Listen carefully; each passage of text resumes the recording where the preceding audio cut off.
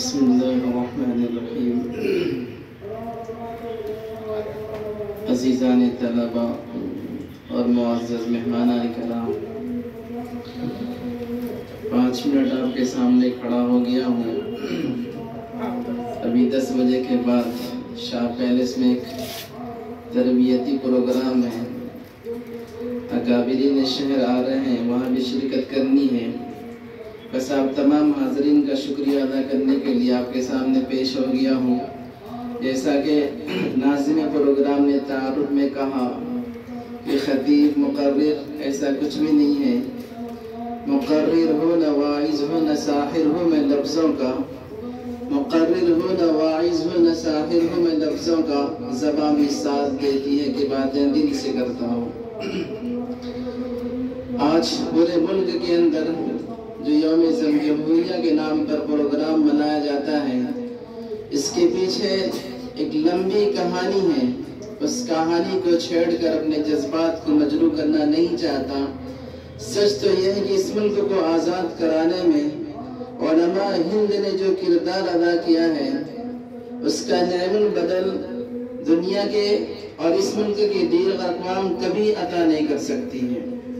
हमने इस मुल्क को आज़ाद करने के लिए जितना खून बहाया है, यहाँ के दूसरे शहरी उतना पसीना तक नहीं बहाए हैं। और ये बात तारीख़ एतबार से 100% सही है कि मुल्क को आज़ाद कराने के लिए इस मुल्क में सबसे पहले अगर किसी ने आज़ादी का नारा दिया तो उलमा हिंद थे। तो बहरहाल हिंदुस्तान हमारा मुल्क था, है और रहेंगे। जमहूरियत ये मसले मसाइल के एतबार से इसका क्या मफ़हूम होता है वो क़त्ए नज़र करते हुए आपसे गुजारिश करूँगा कि 1947 में हिंदुस्तान आज़ाद हुआ और उसके बाद 3 साल कड़ी मेहनत के बाद इस मुल्क को क्या उन्वान दिया जाए, क्या ताज पेश किया जाए और इस मुल्क के अंदर रहने वाले जो मुख्तलिफ मज़ाहिब हैं उसको किस तरीके से कंट्रोल किया जाए और उसको किस तरीके से आज़ादी दी जाए, इन तमाम मसले मसाइल में गौर करने के लिए तकरीबन 3 साल का अरसा बीत गया। और उसके बाद 1950 के आखिर ये 51 के स्टार्टिंग में शुरू में इस मुल्क को जमहूरियत का खिताब दे दिया गया। जमहूरियत का मतलब ये है कि जिस तरीके से यहाँ पर जितनी आज़ादी के साथ बिरादरान वतन रहेंगे उतनी ही आज़ादी मुसलमानों को हासिल रहेगी। अगर हिंदुस्तान का हिंदू मंदिर की तामीर कर सकता है तो मुसलमानों को इस बात कहा है कि मुसलमान अपनी इबादत खाना मस्जिद की शक्ल में तामीर कर सकता है। अगर मुसलमान इस धरती पर मस्जिद की तामीर करने का रवादार है तो हिंदुस्तान में रहने वाले सिख और ईसाई को अपने अपनी इबादत खाने की तामीर करने की पूरी आज़ादी होगी। अगर इस मुल्क के अंदर हिंदुस्तान में रहने वाले हिंदुओं को अपनी मजहबी किताबों की तालीम की मुकम्मल आज़ादी रहेगी तो वहीं इस मुल्क में रहने वाले मुसलमानों को अपने मजहबी तालीम और इशाअत के लिए पूरी आज़ादी दी जाएगी। लेकिन बड़े अफसोस के साथ कहना पड़ रहा है कि चंद फिरका परस्त अनासिर की ताकत की बुनियाद पर आज इस मुल्क का जमहूरियत का निज़ाम पारा पारा हो चुका है। इसकी जिंदा मिसाल बाबरी मस्जिद की शहादत है। अगर इस मुल्क के अंदर जमहूरियत सलामत रहती और इंसाफ कायम रहता तो खुदा की कसम बाबरी मस्जिद को कभी शहीद नहीं किया जाता। सारे सबूत वाज़ेह हो जाने के बाद और सारे दलाइल आश्कारा हो जाने के बाद सिर्फ इस बुनियाद पर इस मुल्क के रहने वाले अक़लियत नहीं बल्कि अक्सरियत है, इस अक़लियत और अक्सरियत को बुनियाद बनाकर बाबरी मस्जिद को शहीद कर दिया गया। मेरे दोस्तों, इंसाफ का जनाजा खत्म हो चुका है। अदालत में निज़ाम उनका है, ताकत उनकी है, सियासत उनके हाथ में है, इक़्तिदार उनके हाथ में, फौज उनकी सुनती और मानती है।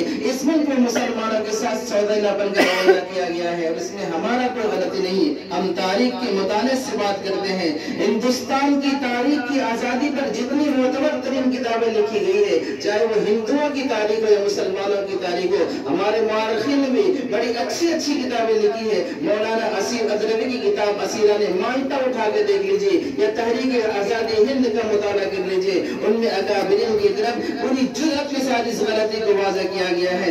इसमें हमारे अकाबिरीन ने मुल्क को आज़ाद करा करके गैरों के حوالے کر دیا ہے۔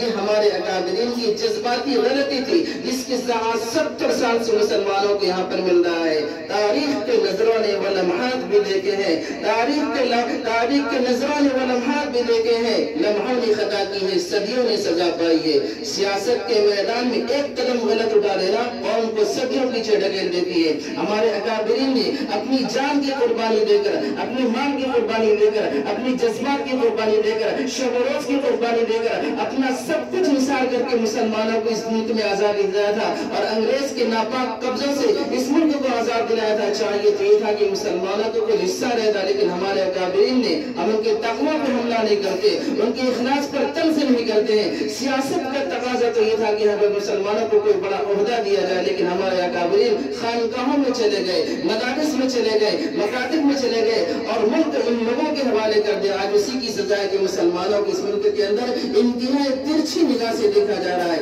اب تو نوبت یہاں تک پہنچ گئی ہے، ہندوستان کا ہر مسلمان خطرہ محسوس کرتا ہے، یہاں کی عبادت گاہیں خطرے میں ہیں، یہاں کے ہر ادارہ خطرے میں ہے۔ میرے دوستو، حاصل کلام یہ ہے کہ جمہوریت کا نظام اس ملک کے اندر پارا پارا ہے، لیکن یاد رکھیں اسلام کے اندر مایوسی جائز نہیں ہے۔ ہمارا مذہب ہم مایوسی کی تعلیم نہیں دیتا ہے۔ ہم جیئیں گے یہیں پر اور مریں گے یہیں پر۔ ہماری اپنی ایک پہچان ہے، ہمارے پاس ایک تہذیب ہے، ایک تمدن ہے جو حضور اکرم صلی اللہ علیہ وسلم نے یاد دیا تھا۔ اسلام کسی تہذیب سے خوف زدہ نہیں ہوتا اور تہذیبی تسالم تو یہ صدیوں سے چلا آ رہا ہے۔ حضور اکرم صلی اللہ علیہ وسلم کی سیرت ہمارے نمونہ ہے۔ آقا مدنی صلی اللہ علیہ وسلم شہر حرم میں بیٹھے ہوئے عاص بن وائل ایک مردہ بیجان ہڈی لے کر آتا ہے اور حضور اکرم صلی اللہ علیہ وسلم کے سامنے اپنی طاقت کے بلبوتے پر اپنی ہتھیلی پر رکھ کر پیس دیتے ہیں اور زبان سے خوب مارتا ہے۔ حضور اکرم صلی اللہ علیہ وسلم سے کہتے ہیں، اے محمد کیا تو یہ کہتے ہیں کہ اس مردہ ہڈیوں میں اللہ جان ڈالے گا؟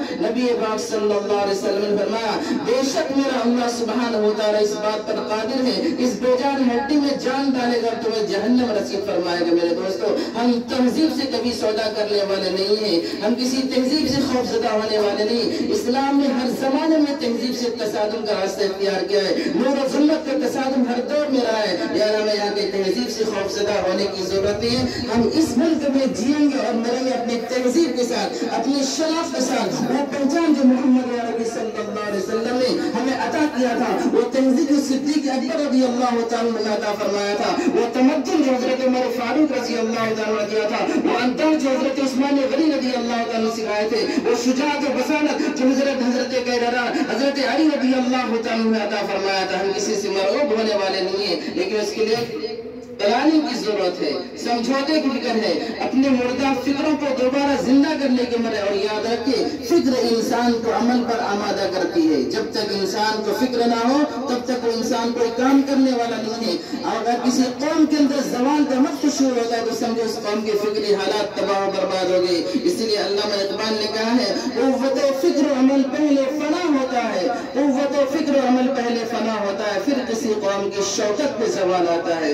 آج جو مسلمان عالمی سطح پر پریشان ہیں، اس کی بنیادی وجہ کہ جو افکار، جو تصورات مدنی آقا صلی اللہ علیہ وسلم نے مسلمانوں کو عطا فرمایا تھا، ان تمام افکار کو ہم نے ختم کر دیا۔ میرے دوستو، درد ملت کے لیے ایک آزمائش شرط ہے، ہو سکے تو پھر اٹھو اور پاس کر لو امتحان۔ وآخر دعوانا الحمدللہ رب العالمین۔